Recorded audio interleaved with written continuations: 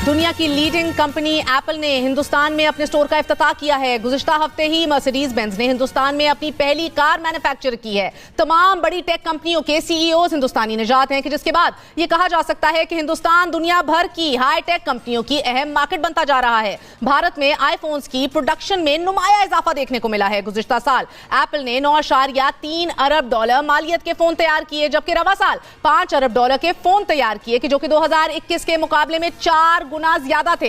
ये हिंदुस्तान की बात है, जबकि पाकिस्तान में आलम यह है कि मोबाइल फोन्स की असेंबलिंग खतरे का शिकार होती चली जा रही है। इसी तरह पाक सुजुकी मोटर्स ने रवा सहमाही में तकरीबन 13 अरब रुपए का खसारा रिकॉर्ड किया है और इसकी वजह डॉलर के मुकाबले में रुपए की कदर में कमी है। एक साल में डॉलर 100 रुपए महंगा हो चुका है और 4 अप्रैल को डॉलर ने 288 रुपए 62 पैसे की इंतहाई हद को छुआ। हुकूमत की तरफ से IMF के नाम पर अवाम को मुसलसल लॉलीपॉप दिए जा रहे हैं। खाने पीने के अलावा बिजली, गैस और पेट्रोल की कीमतों ने इस रमजान में अवाम का भुरकस निकाल दिया। अब अगर यही हालात रहते हैं तो फिर अवाम और ये मुल्क कहाँ जाएगा? किस्ता पिस्ता चलता रहेगा। पाकिस्तान सऊदी अरब से तेल भी दे देगा, सऊदी अरब पैसे भी दे देगा, सऊदी अरब आपकी वाकई में मदद भी कर देगा। अमेरिका की भीख आ गई जी, ये भीख में चलते रहे, सारी जिंदगी कशकोल पकड़ा रहा है, कशकोल लेके आ जाते हैं पैसे चार। आज तो पैसे भी नहीं मिल रहे। पैसे किधर से आएंगे? पैसे उधर से आएंगे जिधर हैं। तो जय हिंद दोस्तों, फिर से आप लोगों के एक सुपर फास्ट के नई वीडियो में आपका स्वागत है। दोस्तों, जैसा कि आप लोगों को मालूम होगा कि जो पाकिस्तान के एंकर फिज़ा खान है वो काफ़ी ज़्यादा भारत को लेकर टारगेट बनाती रहती हैं। यानी भारत को पीछा देख उनको ज़्यादा अच्छा लगता है, लेकिन भारत ऐसा कभी होने नहीं दिया है, ना ही होगा। लेकिन भारत ने एक ऐसे तकनीकी लगाकर अपने भारत के अंदर नए नए टेक्नोलॉजी लाता रहा और नए नए हाईटेक कंपनियां का स्थापना भी करता रहा और वहीं पर भारत एक विशाल कायम कंपनी भी खड़ा करता रहा है।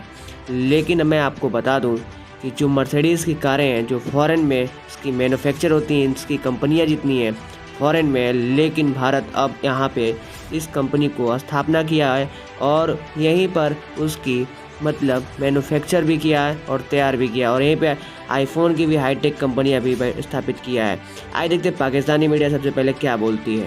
आखिर है अच्छा, वज़ीर आज़म साहब फरमाते हैं कि फ़ंड के पास कर्ज ना देने का अब कोई बहाना नहीं है, लेकिन हकीकत यह है कि सऊदी अरब और मुत्तहिदा अरब अमारात से मदद की यकीन दहानी पर भी IMF से कर्ज का दूर दूर तक इम्कान नहीं है। अब लगता ऐसे है कि IMF सियासतदानों को अच्छी तरह से सबक सिखाना चाहता है कि खर्चे संभालो, अमीरों पर टैक्स लगाओ और बजट में चोर रास्ते बंद करो, बीमार इदारों में सियासी भर्तियां करके अवाम पर बोझ ना डालो, सियासी बंदरबांट और करप्शन बंद करो, वगैरह वगैरह वगैरह।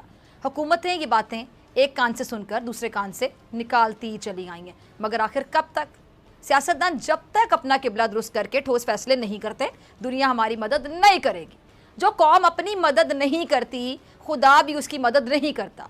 सैलाब में भी हमने यही देखा था और अब IMF भी हमें यही कुछ बता रहा है।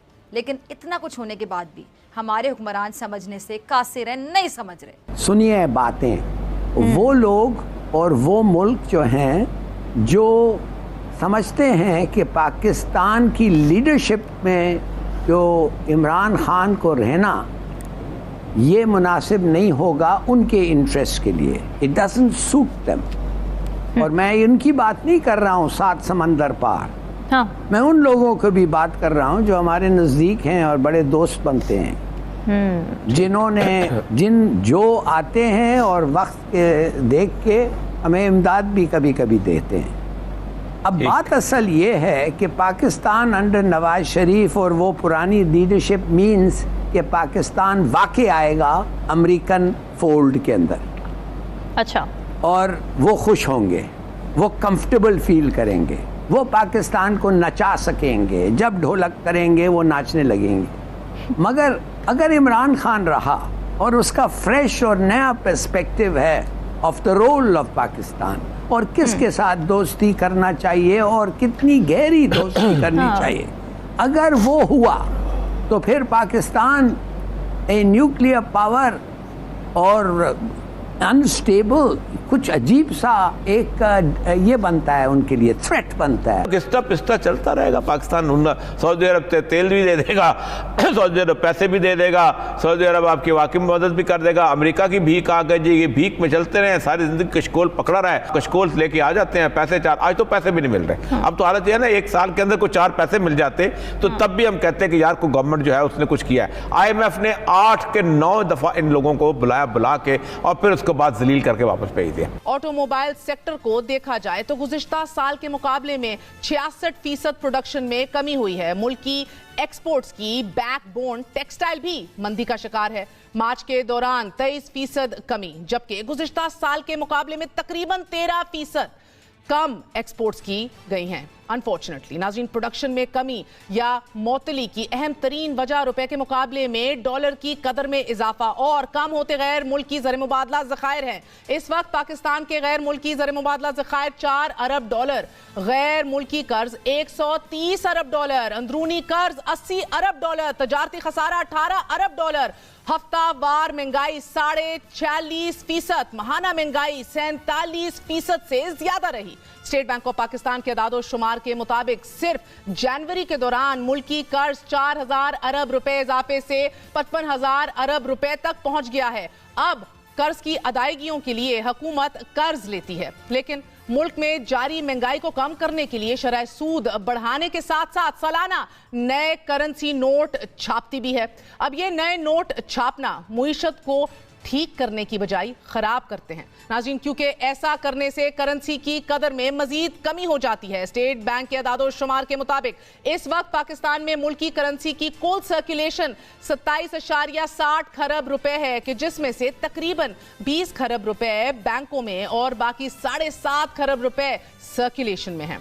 अगर गुज़िश्ता 5 साल के दौरान नए नोटों की पब्लिशिंग को ही देखा जाए तो अगस्त 2018 में मुल्क में गर्दिशी नोटों की मालियत तकरीबन 4.5 खरब रुपए थी। बैंकों में कैश डिपॉजिट्स 11 खरब रुपए थे और कुल रकम 15.5 खरब रुपए से जायद थी, जबकि तहरीक इंसाफ के दौरे हुकूमत के इख्तिताम तक करेंसी इन सर्कुलेशन बढ़कर 7.5 खरब रुपए और बैंक डिपॉजिट 17 खरब रुपए हो गए थे, जबकि कुल रकम का हुजम 25 खरब हो गया।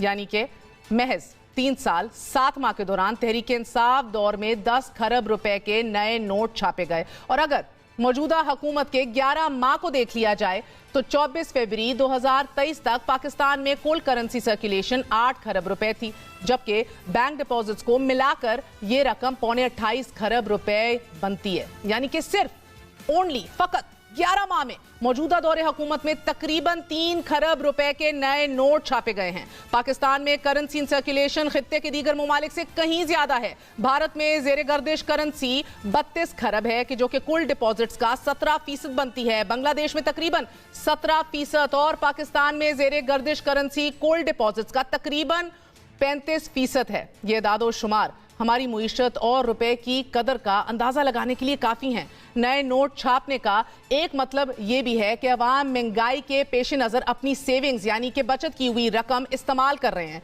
और रियासत इस महंगाई के असर को कम करने के लिए नए नोट छाप रही है। श्रीलंका की तरह पाकिस्तान भी वही गलतियां तो दोस्तों, अभी आप लोगों ने वीडियो के क्लिप में देखा होगा कि जो पाकिस्तानी मीडिया फिजा खान है वो काफ़ी ज़्यादा भारत को लेके मतलब कंपेयर करती रहती हैं कि भारत अभी भी बहुत पीछे है। यानी उनको ये चीज़ जानकारी नहीं है कि भारत के अंदर एक से एक बड़ी कंपनी स्थापना कर दिया गया है, जो कि भारत अब बाहर से नाती सामान लेता है और सामान देने के लिए इंपोर्ट एक्सपोर्ट दोनों करता रहता है। लेकिन हाईटेक कंपनियां इतनी स्थापित हो गई है जो कि आईफोन भी यहीं पे मैन्युफैक्चर होता है, लेने की कहीं अदर कंट्री से ज़रूरत नहीं है। लेकिन अभी वो चीज़ जानकारी इनको नहीं है। शायद इनको जानकारी देने के लिए कमेंट बॉक्स में ज़रूर बता दीजिएगा। मेरे वीडियो अच्छी लगी तो प्लीज़ लाइक एंड सब्सक्राइब जरूर कर दीजिएगा। फिर मिलते कोई नेक्स्ट वीडियो।